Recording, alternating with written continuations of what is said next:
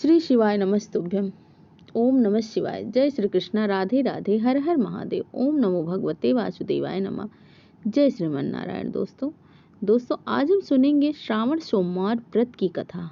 आइए चलिए सुनते हैं श्रावण सोमवार की व्रत की कथा। आप सभी भक्तों को श्रावण मास की ढेर सारी शुभकामनाएं।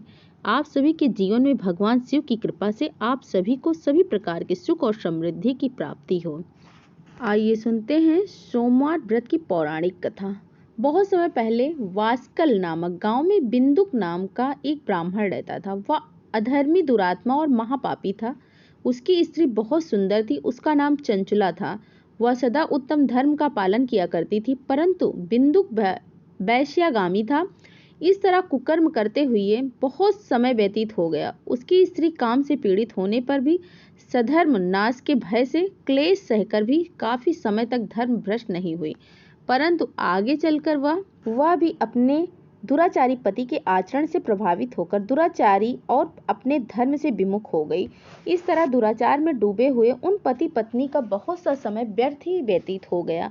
वैश्यागामी, दूषित बुद्धि वाला वह दुष्ट ब्राह्मण बिन दुख समय अनुसार मृत्यु को प्राप्त हो गया, नरक में चला गया। बहुत समय तक नरक के दुखों को भोग कर वह मूढ़ बुद्धि व पापी बिंद पर्वत पर भयंकर पिशाच हुआ। इधर उस दुराचारी बिंदु के मर जाने पर वह चंचला नामक स्त्री बहुत समय तक पुत्रों के साथ अपने घर में रहती रही।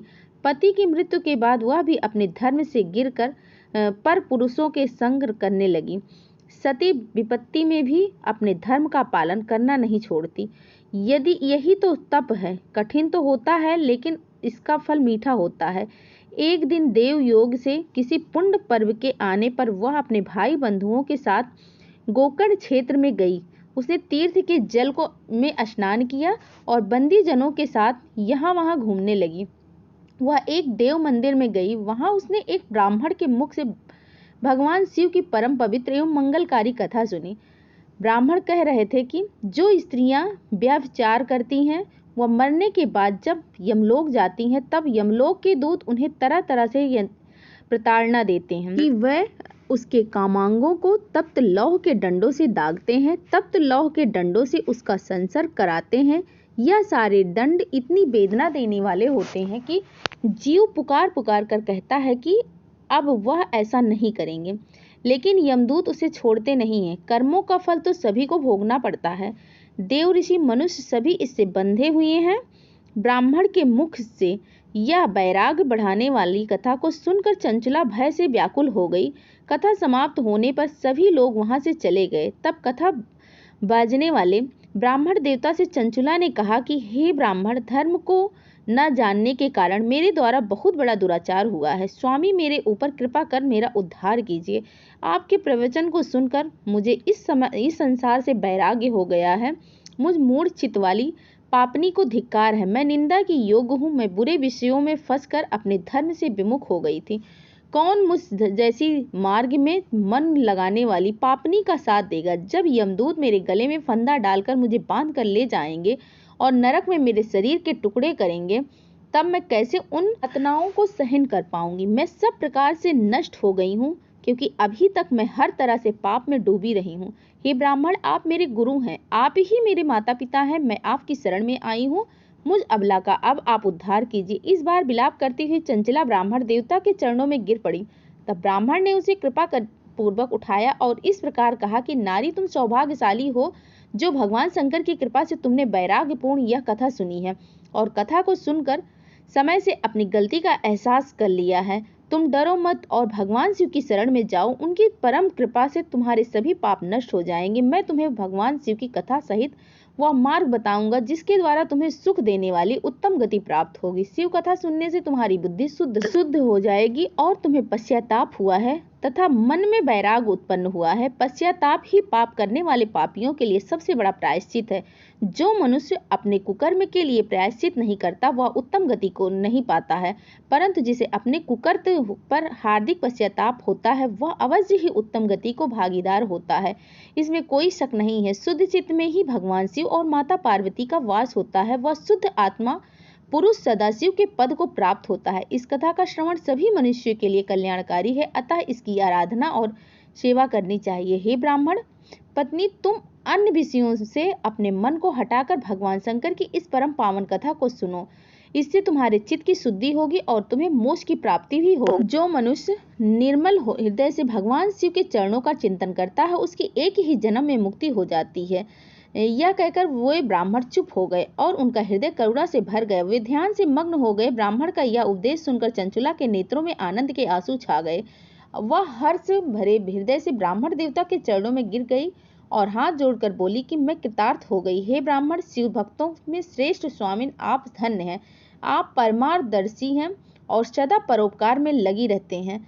साधुओं, मैं नरक के समुद्र में गिर रही हूँ, कृपा करके मेरा उद्धार कीजिए। जिस पौराणिक और अमृत के समान कथा की बात आपने की है उसे सुनकर ही मेरे मन में वैराग उत्पन्न हुआ है। उस अमृतमय कथा को सुनने के लिए मेरे मन में बड़ी श्रद्धा हो रही। कृपया आप मुझे उससे सुनाएं। कथा सुनने की इच्छा मन के लिए करते हुए चंचला उन ब्राह्मण देवता की सेवा में वहीं रहने लगी।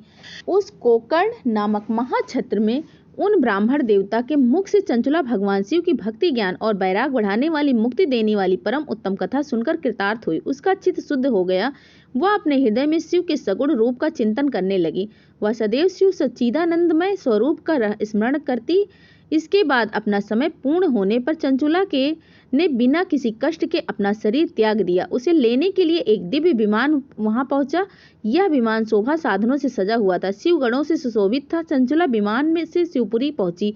उसके सारे पाप धुल गए। वह दिव्य रूपी धारिणी दिव्यांगना हो गई। वह गौरांगी देवी मस्तक पर अर्धचंद्र का मुकुट और अन्य दिव्य आभूषण पहने हुए शिवपुरी में पहुंची। वहां उसने सनातन देवता त्रिनेत्रधारी महादेव शिव को देखा। सभी देवता उनकी सेवा में भक्ति भाव से उपस्थित थे। उनकी अंगकांत करोड़ों सूर्यों के समान प्रकाशित हो रही थी। 5 मुख और हर मुख में 3-3 नेत्र थे। मस्तक पर अर्धचंद्र आकार मुकुट शोभायमान हो रहे थे। कंठ में नील चिन्ह, उसके साथ में देवी गौरी विराजमान थी जो विद्युत पुंज के समान प्रकाशित हो रही थी। महादेव जी के कांद कपूर के समान गौर थे। उनके शरीर पर श्वेत वस्त्र थे और शरीर श्वेत भस्म से युक्त था। इस प्रकार भगवान शिव के परम उज्ज्वल रूप के दर्शन चंचला बहुत प्रसन्न हुई। उसने भगवान को बारंबार प्रणाम किया और हाथ जोड़कर प्रेम, आनंद और संतोष से युक्त विनीत भाव से खड़ी हो गई। उसके नेत्रों से आनंद के अश्रुओं की धारा बहने लगी। भगवान शंकर और भगवती गौरी उमा ने करुणा के साथ सौम्य दृष्टि से देखकर चंचुला को अपने पास बुलाया और गौरी उमा ने उसे प्रेम पूर्वक अपनी सखी बना लिया। चंचुला सुख पूर्वक भगवान शिव के धाम में उमा देवी की सखी के रूप में निवास करने लगी। एक दिन चंचुला आनंद में मग्न उमा देवी के पास गई और दोनों हाथ जोड़कर उनकी स्तुति करने लगी। हे गिरिराज नंदिनी स्कंद माता उमा, आप सभी मनुष्य एवं देवताओं द्वारा पूजित तथा समस्त सुखों को देने वाली हो। आप शंभु प्रिया हो, आप ही सगुणा और निर्गुणा भी हो। सच्चिदानंद स्वरूपा, आप ही प्रकृति की पोशाक हो। हे माता, आप ही संसार की सृष्टि, पालन और संहार करने वाली हो। इस प्रकार सदिति प्राप्त चंचुला देवी की स्तुति कर शांत हो गई। उसकी आंखों में प्रेम के आंसू उमड़ गए। तब शंकर प्रिया भक्ति वात्सला उमा देवी ने बड़े प्रेम से चंचुला को चुप कराते हुए कहा कि सखी चंचुला, मैं तुम्हारी ही इस स्तुति से बहुत प्रसन्न हूँ। बोलो, क्या वर मांगती हो? चंचुला बोली, गिरिराज कुमारी, मेरे पति बिंदु के इस समय कहाँ है? उनकी स्थिति कैसी है? मुझे बताइए और कुछ उपाय कीजिए ताकि हम फिर से मिल सकें। हे महादेवी, मेरे पति एक शूद्र जाति वैश्य के प्रति आसक्त थे और पाप में ही डूबे रहते थे। गिरिराज बोली, बेटी, तुम्हारा पति बिंदुक पापी था। उसका अंत बड़ा भयानक हुआ है। वैश्य का उपभोग करने के कारण वह मूर्ख नरक में अनेक वर्षों तक अनेक प्रकार से दुख भोगकर अवशेष पाप को भोगने के लिए बिंद पर्वत पर पिशाच की योनि में रह रहा है और वह दुष्टम वायु पीकर रहता है और सब प्रकार से कष्ट को सहता है। गौरी देवी की यह बात सुनकर चंचुला अत्यंत दुखी हो गई। फिर मन को किसी तरह स्थिर करती हुई दुखी हृदय से बोली, माँ गौरी से उसने एक बार फिर से पूछा, महादेवी, मुझ पर कृपा कीजिए और मेरे पापी पति का उद्धार कर दीजिए। कृपया करके मुझे यह उपाय बताइए जिससे मेरे पति का उत्तम गति को प्राप्त हो सके। गौरी जी ने कहा कि यह तुम्हारा पति भगवान शिव की पुण्यमय उत्तम कथा सुन ले, वह इस दुर्गति को पार करेगा, उत्तम गति को भागी हो सकता है। अमृत के समान मधुर गौरी देवी की यह वचन सुनकर चंचला ने दोनों हाथ जोड़कर मस्तक झुकाकर उन्हें बार बार प्रणाम किया और प्रार्थना की कि मेरे पति को भगवान शिव की कथा सुनाने की व्यवस्था कीजिए। ब्राह्मण पत्नी चंचला के बार बार प्रार्थना करने पर शिव प्रिया गौरी देवी ने भगवान शिव की महिमा का गान करने वाले गंधर्व राज को बुलाकर कहा, तुम्हारी भगवान शिव की में प्रीति है, तुम मेरे मन की सभी बातें जानकर मेरे कार्य को सिद्ध करते हो, तो मेरी इस सखी के साथ पर्वत पर जाओ और वहां महाघोर और भयंकर पिशाच रहता है। पूर्व जन्म में वह पिशाच बिंदुक नामक ब्राह्मण मेरी इस सखी चंचला का पति था। वह वैश्यागामी हो गया था। यह स्नान संध्या आदि नित्य कर्म छोड़कर अपवित्र रहने लगा। क्रोध के कारण उसकी बुद्धि भ्रष्ट हो गई थी। दुर्जनों से उसकी मित्रता तथा सज्जनों से द्वेष बढ़ गया था और अस्त्र शस्त्र से हिंसा करता, लोगों को सताता और उनके घरों में आग लगा देता। चांडालों से दोस्ती करता और वह रोज वैश्या के पास जाता। पत्नी को त्याग कर दुष्ट लोगों के से दोस्ती कर उन्हीं से संपर्क में रहता। वह मृत लोग दुराचार में फंस गया रहा। मृत्यु के बाद उसे पापियों के भोग स्थान यमपुरी में ले गए। वहां घोर नरक में सहकर इस समय वह विंध्य पर्वत पर पिशाच बनकर रह रहा है और अपने पापों का फल भोग रहा है। तुम उसके सामने परम पुण्यमय पापों का नाश करने वाली भगवान शिव की दिव्य कथा का प्रवचन करो और इस कथा के सुनने से उसका हृदय सभी पापों से मुक्त होकर शुद्ध हो जाएगा और वह प्रेत योनि से मुक्त हो जाएगा। दुर्गाति मुक्त होने पर वह उस बिंदुक नामक पिशाच को तुम विमान पर बैठाकर भगवान शिव के पास ले आना। माँ उमा का आदेश पाकर गंधर्व राज प्रसन्नता पूर्वक अपने भाग को सराहना करते हुए चंचला को साथ में लेकर विमान में से पिशाच के निवास स्थान पर पहुंचा। वहां पहुंचकर उसने विशाल आकृति वाले पिशाच को देखा। उसका शरीर विशाल था, उसकी थोड़ी बड़ी थी और कभी हंसता, कभी रोता, कभी उछलता, कभी महाबली। तुमने बिंदुक नामक पिशाच को पासों से बांध लिया। उसके पश्चात उसने कथा बाँचने के स्थान पर तलाश कर मंडप की रचना की और शीघ्र ही इस बात का पता लोगों को चल गया कि एक पिशाच के उद्धार हेतु देवी पार्वती की आज्ञा से तुम भगवान शिव की कथा सुनाने विंध्य पर्वत पर आए हो। उस कथा को सुनने के लोभ में बहुत से देव ऋषि वहां पर पहुंचे। सभी को आदर पूर्वक स्थान दिया। पिशाच बिंदु को पासों में बांधकर इस आसन पर बिठाया गया और तब उसने परम उत्तम भगवान शिव की अमृत कथा का गान शुरू किया, जिससे सभी श्रोता कृतार्थ हो गए। परम पुण्यमय कथा को सुनकर पिशाच सभी पापों से मुक्त हो गया और उसने पिशाच शरीर का त्याग कर दिया। शीघ्र ही उसका दिव्य रूप दिव्य हो गया। उसका शरीर गौर वर्ण का हो गया। शरीर पर श्वेत वस्त्र और पुरुषों के आभूषण आ गए। इस प्रकार दिव्य देह वाली धारी बिंदुक अपनी पत्नी चंचला के साथ स्वयं भी भगवान शिव का गुणगान करने लगा। उसे दिव्य रूप से देखकर सभी को बहुत ही आश्चर्य हुआ। उसके मन में परम आनंद से परिपूर्ण हो गया। सभी भगवान महेश्वर के अद्भुत चरित्र को सुनकर कृतार्थ होकर उनका यशोगान करते हुए अपने अपने धाम को चले गए। बिंदुक अपनी पत्नी चंचला के साथ विमान में बैठकर शिवपुरी की ओर चल दिया। महेश्वर के गुणों का गान करता हुआ बिंदुक अपनी पत्नी चंचला और तुमका के साथ शीघ्र ही शिवधाम पहुंच गया। भगवान शिव देवी पार्वती ने उसे अपना पार्षद बना लिया। दोनों पति पत्नी सुखपूर्वक भगवान महेश्वर एवं देवी गौरी के श्री चरणों में अभिचल निवास पाकर धन्य हो गए। बोलिए उमापति महादेव की जय।